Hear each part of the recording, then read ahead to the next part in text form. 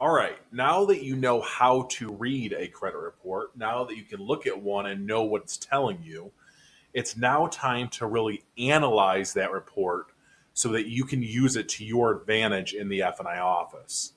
And one of the first things you're going to want to analyze it for is any lender that the customer has previously done business with that you also have access to in your dealership. So right off the bat, I see Ally Auto on the customer's credit report, and I know that Ally is one of my banks. I can send this customer to Ally if I choose. So I immediately scroll to the right and I see, oops, collection account. It's delinquent over 90 days. I go to the middle, I see there's a balance of $18,309.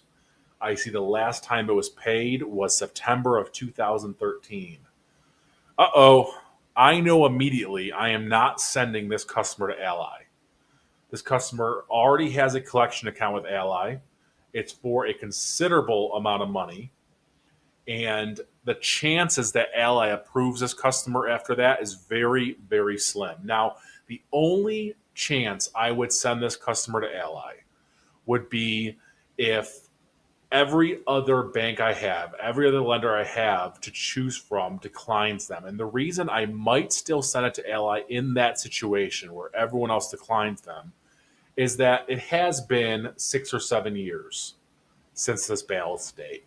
So there might be a tiny glimmer of hope that maybe Ally is merciful and decides to give them a second opportunity, but I would not have any hope in that whatsoever. So Ally's off my list for now. Scrolling down, I also see Capital One Auto. Capital One is also a bank that I do business with in my dealership. So I scroll to the right and I see, ooh, it's paid. It's a paid loan. So I want to go to the middle. I see it was a $16,500 loan. It has a $0 balance. It was a $290 payment. They opened the loan in April of 2015 and they paid it in July of 20. So right now I know Capital One is a very good chance to get this loan purchased because they have a good history with Capital One. They have a paid auto. And the next thing I want to look at is how much car can this customer really be on? Okay. And one of the first little hints I have is if I scroll up to the auto loan that they had and did not do very well with, I see that they purchased a car that's almost $25,000. In fact, the car may have been a little more than that because they could have put a large down payment down, but the loan was almost $25,000. I also see that the payment was $450. So what is this telling you as an F&I manager? And what is the bank seeing when they review this? Well, the bank's seeing that when the customer had a $25,000 loan and when they had a $450 payment, they had a collection and a delinquency. So as a lender, I'm thinking to myself, well, I definitely don't want to give them a $25,000 loan, and they definitely cannot afford a $450 payment. Scrolling down, what the lender sees is okay, when they had a $16,500 loan and a $290 payment, they did quite well.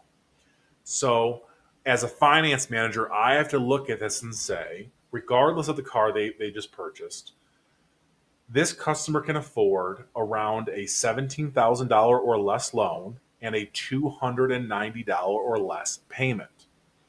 There's a few different ways to get there. Either they choose a car that fits into those parameters, they put more money down that fits into those parameters, or you get a longer term that can fit into those parameters. Now, that's not to say that Capital One, who has a good history with them now, and saw that they paid off a $16,500 loan at $290 a month, won't give them more now because they trust them now and they paid off the previous loan. But what it does say is that a non-Capital One lender, anyone else who sent it to, is going to be looking at these two trade lines and seeing this one did well, this one did not well. Where are we most comfortable? And most lenders are going to be more comfortable in this range, $16,500 and $290 per month. Now, if you send it to Capital One, and you probably go a little higher than that because they have that positive equity with them now. They have that, they have built that trust with that lender. So that's how you want to read a credit report and analyze it to choose number one, what lender you send it to. Number two, what lenders you don't send it to. And number three, how much of a payment they should be on and how much of a total loan balance they should be on to give you the maximum opportunity to get the deal approved and to get the lowest rate possible and to leave a little room also for some back end products. If you have any questions, please put them in the chat to the left and we'll be happy to answer them for you.